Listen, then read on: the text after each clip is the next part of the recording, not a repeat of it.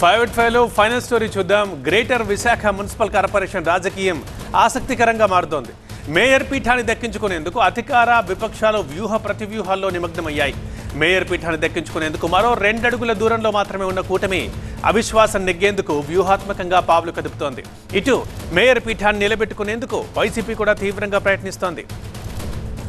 ఈ నెల 19న విశాఖ మేయర్పై అవిశ్వాస తీర్మానం నేపథ్యంలో క్యాంప్ పాలిటిక్స్కి తెరలేచింది.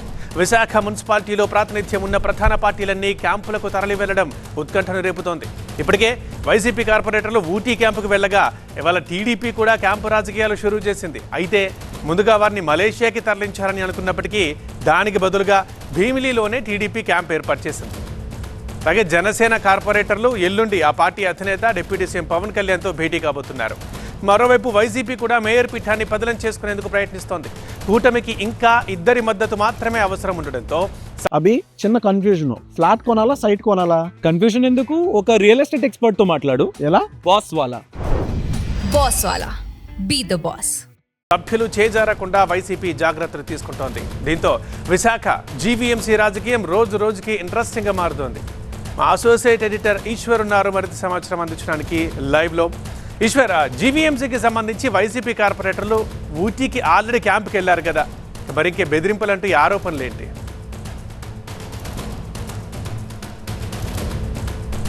వాళ్ళు ఉన్నప్పటికీ కూడా కొంతమంది బ్యాంకుల్లో ఉన్నారు వైసీపీకి సంబంధించిన కార్పొరేటర్లు. వాళ్ళు నాగేశ్వరరావు అనే ఒక కార్పొరేటరు, ఆయన వైసీపీ నుంచి గెలిచి ఈ మధ్య మళ్ళీ కూటమికి జై కొట్టారు. ఆ తర్వాత తిరిగి మళ్ళీ వైసీపీ వాళ్ళు చాలా ట్యాక్ట్ఫుల్గా ఆయన పిలిపించి ఆయనతో మాట్లాడి ఆయన వాళ్ళ అదుపులోకి తీసుకొని వాళ్ళ స్వాధీనంలోకి చేసుకుని ఆయన తిరిగి బెంగళూరు పంపించారు. ఈ నేపథ్యంలో కొంతమంది పోలీసులు వాళ్ళ ఇంటికి వెళ్ళి అక్కడ బెదిరించారన్నట్టుగా ఈరోజు ఆ పార్టీ జిల్లా అధ్యక్షుడు అమర్ కలెక్టర్కి ఫిర్యాదు చేశారు.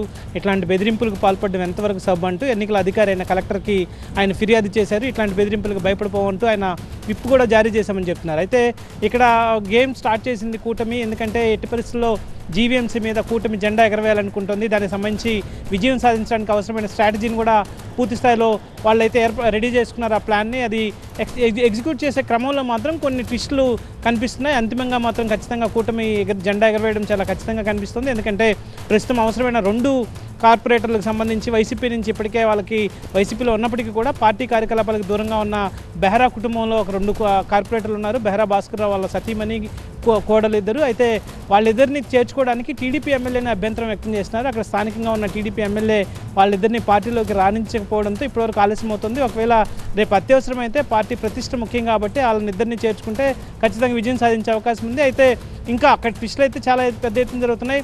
ఒకవైపు వైసీపీ కూడా గట్టిగా ఫైట్ చేస్తుంది. ఇప్పటికే టీడీపీ కూటమికి వచ్చిన వాళ్ళని వైసీపీ తిరిగి వాళ్ళ వైపు చేర్చుకునే ప్రయత్నం చేస్తుంది. అందులో భారీగా ప్రలోభాలకు కూడా గురి చేస్తున్నట్టుగా టీడీపీ కావచ్చు కూటమి ఆరోపిస్తుంది. దాదాపు ఒక్కొక్కరికి 20 లక్షలు ఇచ్చి వాళ్ళకి తిరిగి వాళ్ళ ఆ రోజు కనీసం గైర్హాజరు అవ్వండి, ఓటు వేయకపోయినా పర్లేదు అన్నట్టుగా చెప్పే ప్రయత్నం చేస్తున్నట్టుగా టీడీపీ ఆరోపిస్తుంది. ఈ నేపథ్యంలో ఒకవైపు టీడీపీ ఈ విధంగా ఆరోపిస్తుంటే మరొక వైసీపీ మా కార్పొరేటర్లు ఇళ్లకు వచ్చి బలవంతంగా భయపెడుతున్నారు, బ్లాక్మెయిల్ చేస్తున్నారు, వాళ్ళకి సంబంధించిన బిజినెస్లన్నింటినీ ఆపేస్తామని చెప్తున్నారు, లేకపోతే ఇట్లా అనేక రకాలుగా ఒత్తిడి తెచ్చే ప్రయత్నం చేస్తున్నారంటూ వైసీపీ చెప్తుంది. ఈ నేపథ్యంలో కొంత ఆసక్తి అయితే నెలకొని ఉంది. అదే సమయంలో అభ్యర్థి విషయంలో కూడా టీడీపీకి సంబంధించిన అభ్యర్థి మేయర్ అవుతారు అన్నట్టుగా వస్తున్న దాంట్లో కూడా పీలా శ్రీనివాస్ ఎవరైతే ఉన్నారో ఆయన అభ్యర్థిత్వం పైన కొంత డిఫరెన్స్ ఆఫ్ ఒపీనియన్స్ ఉన్నాయి. అక్కడ దాంట్లో కొంత సరైన ఏకాభిప్రాయం రాలేదన్న ఒకటి కనిపిస్తుంది. అదేవిధంగా డిప్యూటీ మేయర్ జనసేనకి ఇస్తారన్న చర్చ ఒకటి జరుగుతుంది. ఒకవేళ జనసేనకి డిప్యూటీ మేయర్ ఇస్తే 43వ వార్డుకి సంబంధించిన ఉషశ్రీకి బెస్ట్ ఆప్షన్ అన్నట్టుగా వాళ్ళ డిస్కషన్ ఒకటి జరుగుతుంది. అదేవిధంగా ఇంకొక డిప్యూటీ మేయర్ ఉంటుంది, దానికి యాదవ్ సామాజిక వర్గం, ప్రస్తుతం మేయర్ యాదవ్ సామాజిక వర్గానికి సంబంధించినాం కాబట్టి